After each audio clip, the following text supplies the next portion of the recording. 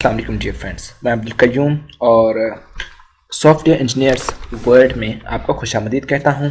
और Android development recipes की Urdu series में हमने इससे पहले जो डिस्कशन थी उसमें हमने जो पहला सॉफ्टवेयर इंजीनियरिंग का मतलब एंड्रॉयड स्टूडियो का प्रोजेक्ट था वो क्रिएट कर लिया था। और आज हम एंड्रॉयड स्टूडियो को एक्सप्लोर कर रहे हैं कि उसमें उसका जो यूज़र इंटरफेस है उसमें क्या क्या अवेलेबिलिटीज़ हैं हमारे लिए, उनको कैसे यूज़ करते हैं और उसमें क्या क्या मौजूद है। तो आई होप आपने जो पहली वीडियो थी क्रिएट न्यू प्रोजेक्ट वाली वो फॉलो की होगी और उससे आपने पहला प्रोजेक्ट बना दिया होगा। तो आप प्लीज़ उस प्रोजेक्ट को रीओपन कर लें, ठीक है। अब मैंने उस प्रोजेक्ट को पहले से रीओपन किया हुआ है। अगर आपने ये प्रोजेक्ट रीओपन नहीं किया हुआ तो आप फाइल में जाएंगे, फाइल के बाद ओपन में जाएंगे और ओपन के बाद जहाँ आपका प्रोजेक्ट का वहाँ आपको लेके जाएगा और कोई अपना प्रोजेक्ट का नाम सेलेक्ट कीजिएगा। लेकिन ये आइकॉन आपको बता रही है कि ये प्रोजेक्ट है, एंड्रॉयड का प्रोजेक्ट है, ठीक है। अब जैसे ये मैंने कुछ प्रोजेक्ट और बना रखे हैं, मैं उनको ओपन नहीं कर रहा, ठीक है।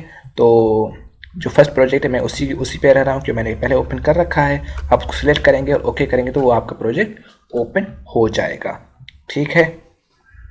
अब जब ओपन हो जाएगा तो आपका यूज़र इंटरफेस कुछ इस तरह का नज़र आएगा। आपकी ये एक्टिविटी खुली हुई होगी और ये एक्टिविटी हमारी जावा की एक्टिविटी है, ठीक है, जिसमें हमारा लॉजिक होता है, ठीक है। और हमारी डिज़ाइन एक्टिविटी ये है एक्सएमएल की एक्टिविटी, यहाँ पर हमारी ऐप का डिज़ाइन होता है। अब इसको हम और एवेल्यूएट करते हैं। अब यहाँ से शुरू करते हैं राइट हैंड साइड से। ये कुछ व्यूज़ हैं हमारे इस डिज़ाइन को देखने के लिए कि हम अपने जो XML का फाइल है उसको किस तरह देखना चाहते हैं। मैंने यहाँ से सिर्फ डिज़ाइन सेलेक्ट किया हुआ है, ठीक है। यहाँ से डिज़ाइन सेलेक्ट किया हुआ है तो ये सिर्फ डिज़ाइन नज़र आ रही है, मुझे इसका कोड नज़र नहीं आ रहा, ठीक है। उसके बाद स्प्लिट है। स्प्लिट में आप देख सकते हैं कि डिज़ाइन में आपके पास यहाँ पर जो एलिमेंट्स थे मौजूद थे जिनको आप ड्रैग एंड ड्रॉप कर सकते थे, लेकिन जब हम स्प्लिट पे गए तो उन एलिमेंट्स का कोड आ गया जो यहाँ पर यूज़ हुए हैं, ठीक है। और यहाँ पर अपना कोड भी लिख सकते हैं हम। जैसे मैं यहाँ पर इसका जो लेआउट है वो चेंज कर लेता हूँ लीनियर से, लीनियर लेआउट से कस्टम लेआउट से लीनियर लेआउट कर देते हैं, ठीक है। ये थोड़ा गलत साइड हो गया। अब यहाँ सेलेक्ट करते हैं हम, ये हो गया सेलेक्ट और लीनियर लेआउट। अब आई होप कि ये आ जाएगा, ये आ गया और इसको एंटर कर देंगे तो ये लीनियर लेआउट आ गया, ठीक है। अब लीनियर लेआउट हो गया। आप देख सकते हैं कि लेआउट में जो एलिमेंट्स हैं उनकी सेटिंग भी चेंज हो गई। तो अब यहाँ से कोड से चेंज कर सकते हैं।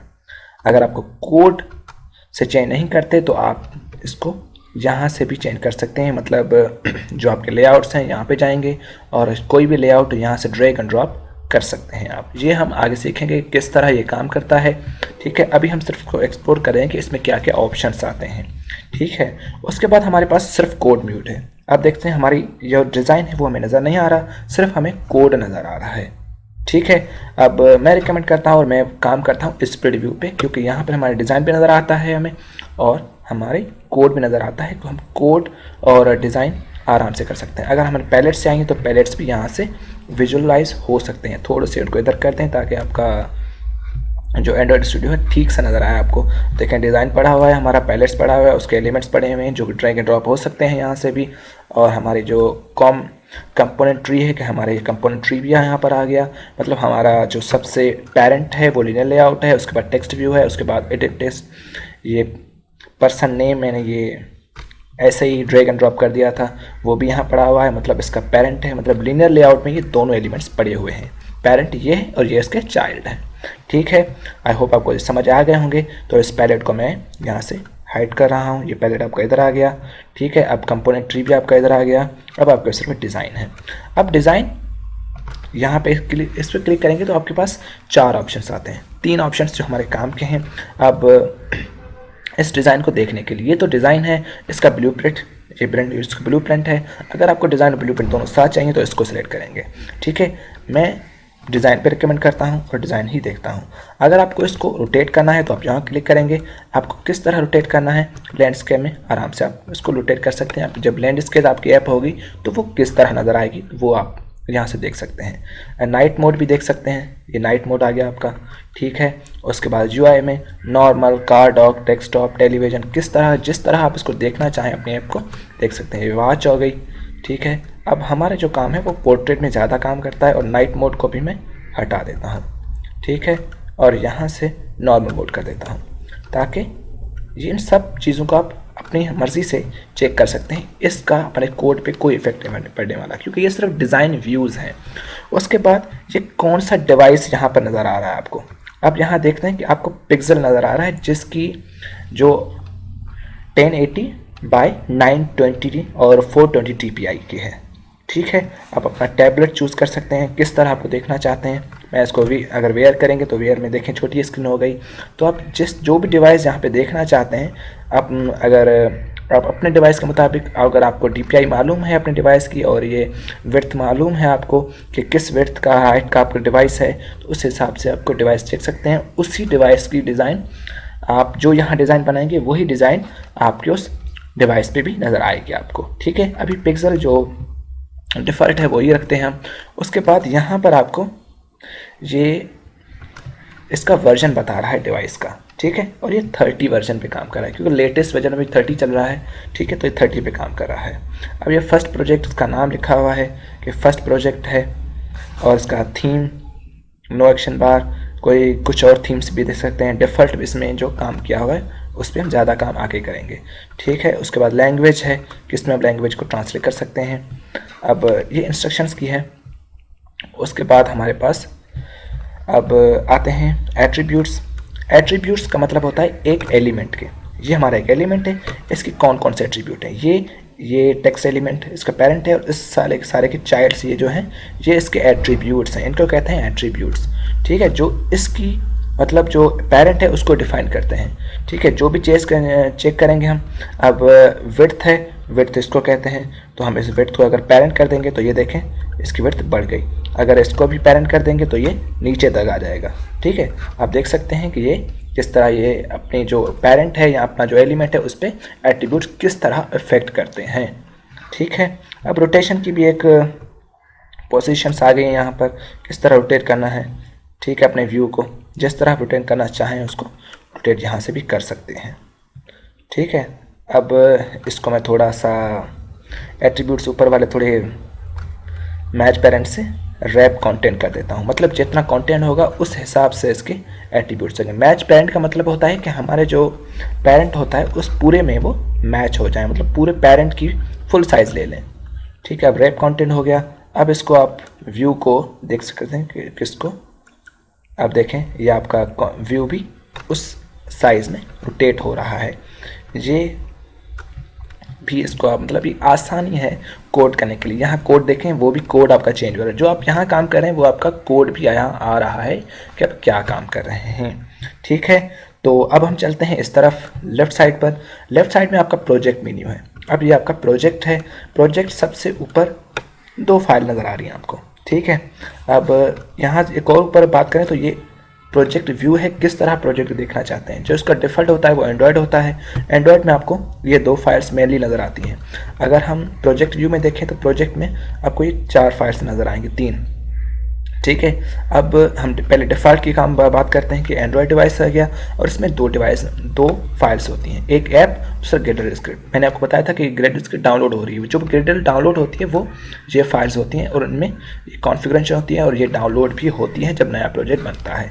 हर प्रोजेक्ट साथ ग्रेडल अपनी बन के आती है, ठीक है। और उसके बाद हमारे पास ऐप फोल्डर में 3 और फोल्डर होते हैं। एक मैनिफेस्ट होता है जिसमें हमारी पूरी जो एप्लीकेशन है उसकी नॉलेज होती है, या जो डाटा होती है पूरी एप्लीकेशन की इसमें स्टोर होती है। जो भी इसमें एक्टिविटीज़ हैं, जो काम हुए हुए हैं, जो सर्विसेज हैं, वो सारी चीज़ें इसमें होती हैं। उसके बाद जावा में हमारे पास 3 फोल्डर्स आते हैं। एक हमारा प्रोजेक्ट का होता है, एक टेस्ट का होता है, ठीक है, और दूसरा भी टेस्ट का होता है। जो हमारा पहला प्रोजेक्ट है मेन, उसमें हमारा ज़्यादातर जो कोड होता है वो कोड फाइल्स इसमें होती हैं। लॉजिक वाली फाइल्स जैसे मेन एक्टिविटी इसमें पड़ी हुई है, मैंने बताया था कि लॉजिक है, ठीक है। अब इसको आते हैं, क्योंकि ये थोड़ा सा इधर उधर कर रहा है और हम इसको डिफाइन कर रहे हैं तो इसको थोड़ा बड़ा कर देते हैं, ठीक है। तो आपका मेन एक्टिविटी फाइल इसमें जो सबसे ऊपर वाला प्रोजेक्ट होगा उसमें होंगी फाइल होगा। उसके बाद रिसोर्स फाइल आती हैं। रिसोर्स में 4 और फाइल्स आती हैं, ड्रबल्स, और लेआउट, मिनी मैप और वेल्यूज़। ठीक है, अब ड्रॉबेल्स में आपकी जो इमेजेस पिक्चर्स होंगी वो होंगी, और आइकॉन्स होंगी, बैकग्राउंड होंगे, और लेआउट्स में आप जो लेआउट वाली फाइल होगी वो होगी आपकी, और मिनी मैप में आपकी जो मेजरमेंट्स की फाइल्स होंगी वो होंगी। ठीक है, अब मिनी मैप भी खुद ब खुद अपडेट होता रहता है जब ये सीखें कैसे काम करता है। ठीक है, मिनी मैप का भी।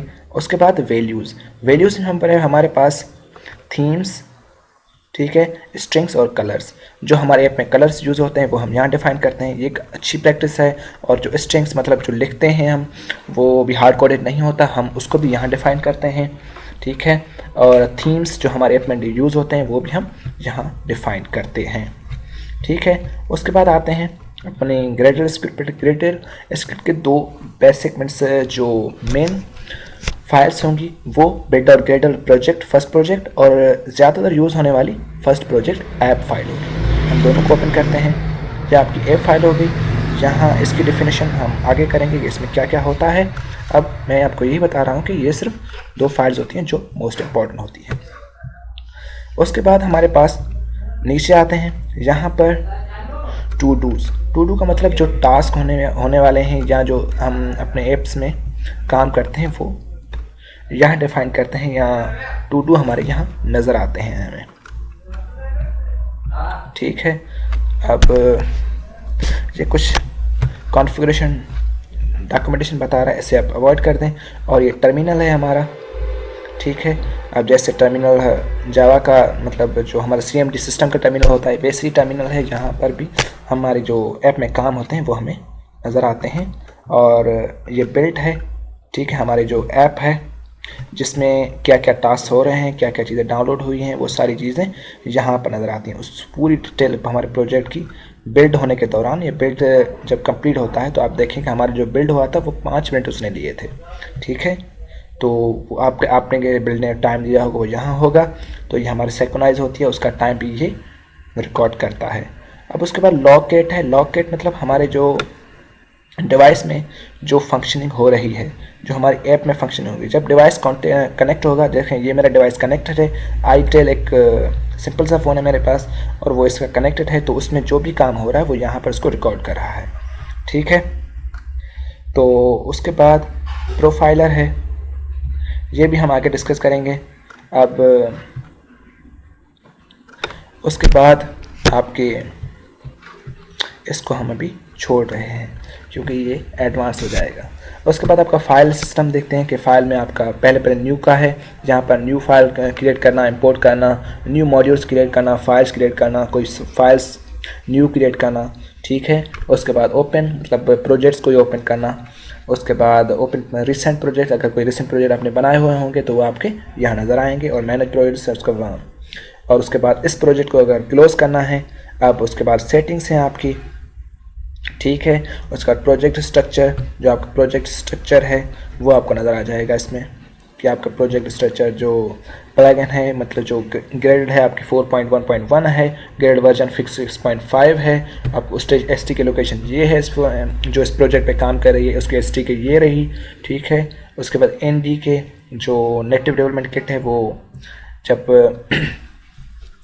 सिस्टम पे काम करेंगे तो नेट डेवलपमेंट करेंगे तब हमें डाउनलोड करनी पड़ती है, तो उसकी डेवलपमेंट किट अलग से होती है। अब JD के हमारी JRE यहाँ पड़ी हुई है। उसके बाद जो वेरिएबल्स हैं हमारी ऐप में वो ये रहे, उससे हमारी ऐप है और हमारे फर्स्ट प्रोजेक्ट है। उसके बाद modules, dependencies, build variables, suggestions, इनको हम आगे डिस्कस करेंगे। आई होप कि आपको ये स्ट्रक्चर क्लियर होगा। ये जो हमारी डिपेंडेंसी हमारी यूज़ हुई होगी।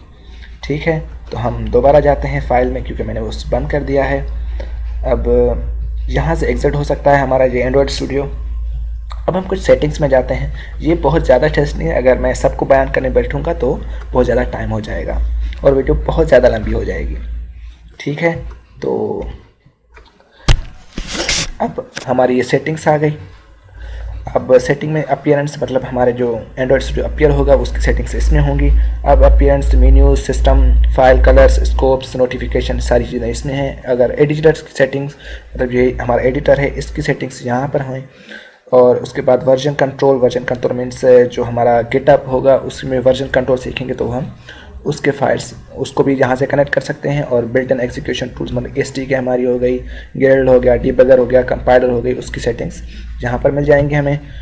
उसके बाद लैंग्वेजेस मतलब हमारे एक जो एंड्रॉयड स्टूडियो है उसमें कौन कौन से लैंग्वेज स्कीम्स और कैटलॉग्स यूज़ हो रहे हैं उनकी सेटिंग्स यहाँ पर मिल जाएंगे हमें। उसके बाद टूल्स में हम एमुलेटर हो गया, वेब ब्राउज़र हो गया, एक्सटर्नल टूल्स हो गए, उनको कंट्रोल करने की सेटिंग्स यहाँ पर मिल जाएंगे आपको। और उसके बाद अदर सेटिंग्स हैं कोटलिन कंपाइलर, क्लैंक्ड और क्लैंक्टिटी। ठीक है, तो आई होप कि आपको ये सेटिंग्स मेन्यू भी कि क्या क्या सेटिंग्स कहाँ पर हैं। हम ज़्यादातर फाइल और ये चीज़ें ही में मतलब एवेल्यूट करते हैं ज़्यादातर अपने डेवलपमेंट के दौरान। अगर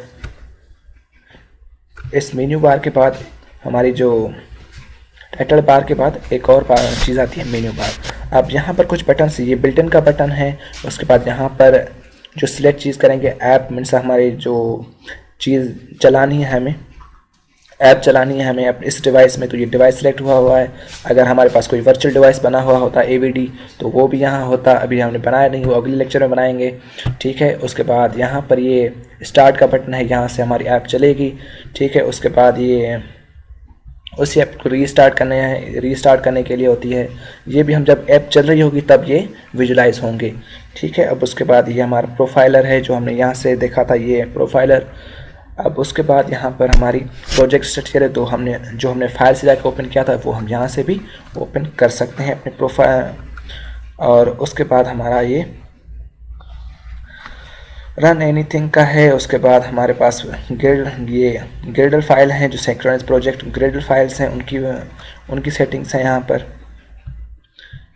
थोड़ी स्लो ओपन होती हैं। अब उसके बाद हमारा यहाँ पर AVD मैनेजर है, यहाँ पर हम अपना AVD बनाते हैं, जो बनाएंगे तब सीखेंगे कि क्या करना है इसमें। ठीक है, उसके बाद हमारा SDK मैनेजर है ये। अब एंड्रॉयड SDK में हम पहुँच गए कि हमारे SDK में क्या यूज़ हुआ है। हमारी जो एंड्रॉयड 11 है वो स्टार्ट हुआ है और हमने SDK टूल्स, मैंने आपको बताया था कि ये टूल्स आपने इंस्टॉल किए हैं जो हमने वहाँ सेलेक्ट किए थे जब SDK इंस्टॉल कर रहे थे SDK, तब हमने ये सारे टूल्स जैसे हेक्सेन हो गया, एंड्रॉयड SDK प्लेटफॉर्म्स हो गए और एमुलेटर हो गया और SDK बिल्ड टूल्स, ये सारी चीज़ें हमने वहाँ पे डाउनलोड की थी। ठीक है, तो आई होप आपको ये जो एवोल्यूशन था या एक्सप्लोर किया हमने एंड्रॉयड स्टूडियो के इंटरफेस को, आई होप आपको समझ आ गया होगा। इसकी सिर्फ जो बेसिक स्ट्रक्चर है जो विजुलाइज हो रहा है हमें, वो हमने डिस्कस किया है, तो आई होप आपको समझ आ गया होगा। तो हमारा जो अगला लेक्चर होगा उसमें हम जो वर्चुअल डिवाइस क्रिएट करते हैं और वर्चुअल डिवाइस में अपना प्रोजेक्ट भी चला के देखेंगे कि हमारी जो ऐप है वर्चुअल डिवाइस में कैसे चलती है। तो अगर आप हमारे चैनल पर न्यू हैं तो प्लीज़ इसको सब्सक्राइब कर दें और बेल आइकन पर हिट कर दें ताकि आपको हमारी न्यू जो वीडियो है वो आसानी से मिल जाए। Thank you. आई होप आपको ये लेक्चर समझ आ गया होगा। तो इस लेक्चर का इतना ही। अल्लाह हाफिज़।